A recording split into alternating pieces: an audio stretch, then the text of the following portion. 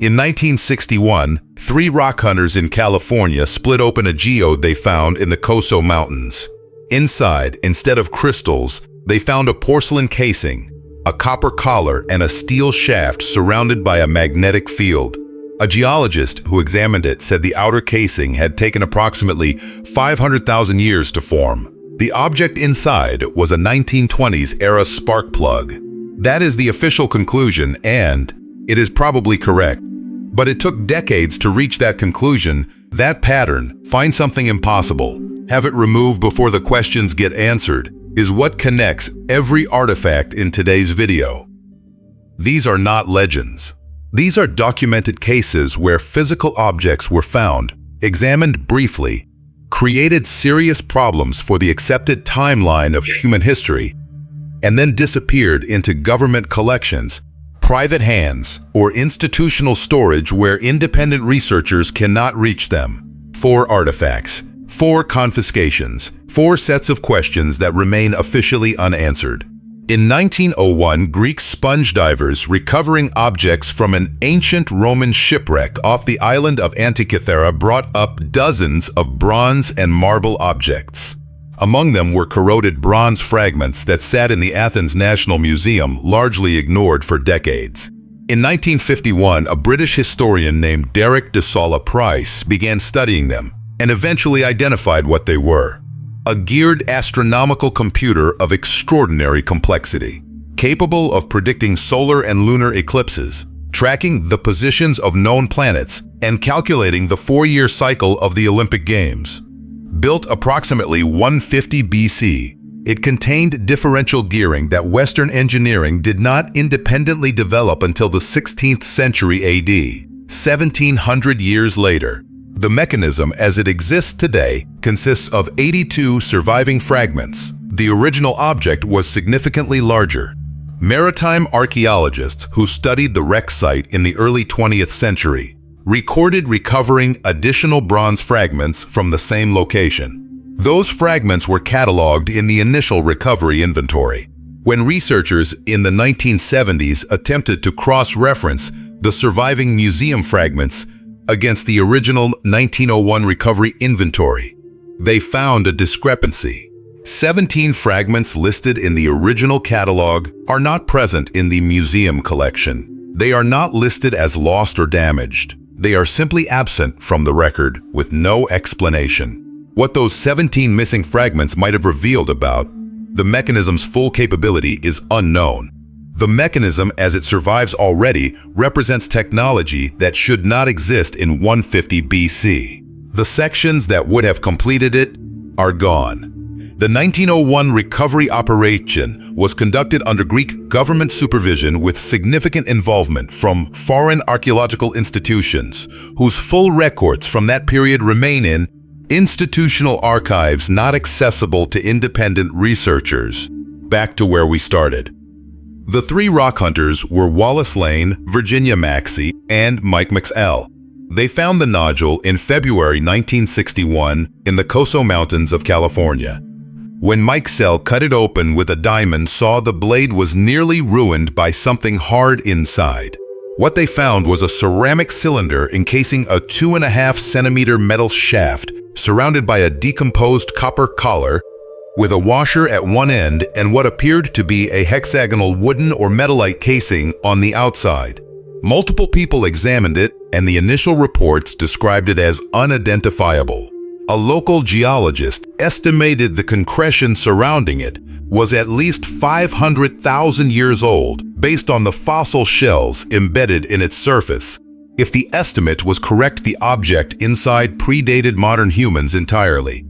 The object was taken for formal analysis before the original finders could secure independent testing. When it was returned, the conclusion was already prepared. Spark plug 1920s champion spark plug specifically. The concretion age estimate was dismissed as an error caused by fossils being incorporated into a much younger formation. The problem is that the original finders were never given access to the full analysis report. The geologist who made the original age estimate was not consulted in the formal analysis.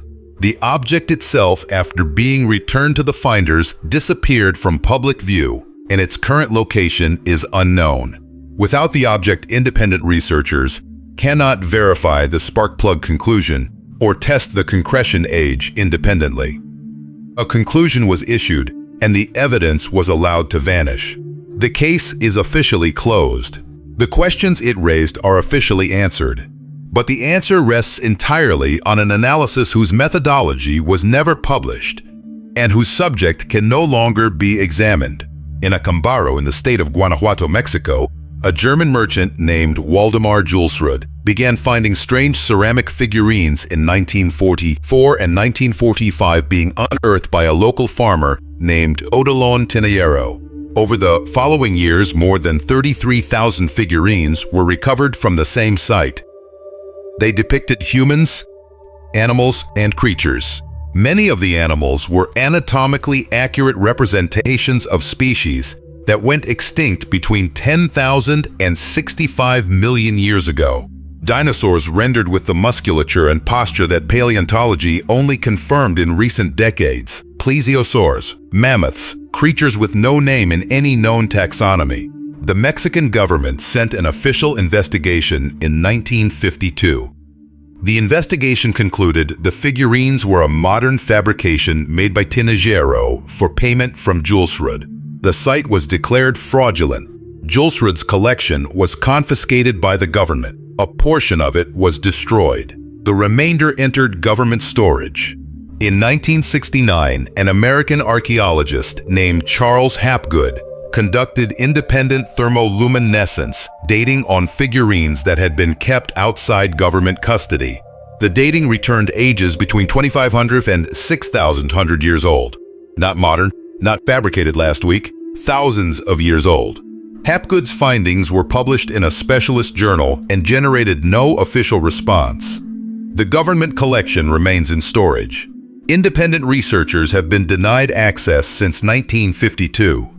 The dating results from 1969 have never been addressed by the official record that declared the site fraudulent. In 1936, near the town of London in Texas, a local couple named Max and Emma Hahn found a rock nodule with a piece of wood protruding from it on a creek bank. Their son broke it open in 1947. Inside was an iron hammerhead with a wooden handle. The iron was not rusted. Its composition, when analyzed decades later, was found to be 96% iron, 2.6% chlorine, and 0.74% sulfur. No bubbles in the metal. A purity and composition that some metallurgists have stated exceeds what standard 19th century smelting technology reliably produced.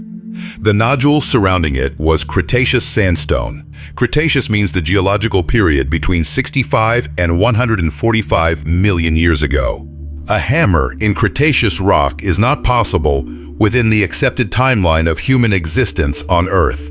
The official explanation is that the hammer is a 19th century tool that became encased in a recently formed concretion, a process that can happen in decades under certain mineral conditions. This is a geologically valid process. It happens. But independent geological analysis of the concretion was never formally completed because the object passed into private ownership almost immediately after initial examination. It is currently held at the Creation Evidence Museum in Glen Rose, Texas. The museum's position on the object's age serves its institutional purposes. Independent geological laboratories have not been given access to conduct their own analysis of the concretion.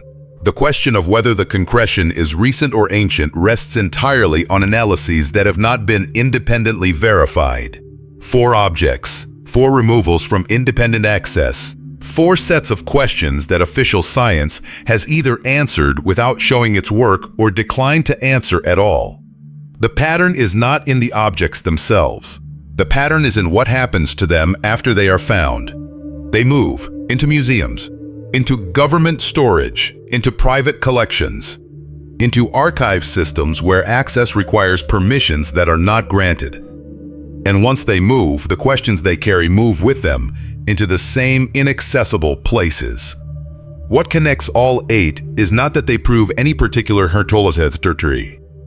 What connects them is that no one has been allowed to find out what they prove. That is a different kind of problem entirely, and it belongs not to archaeology, but to whoever holds the keys.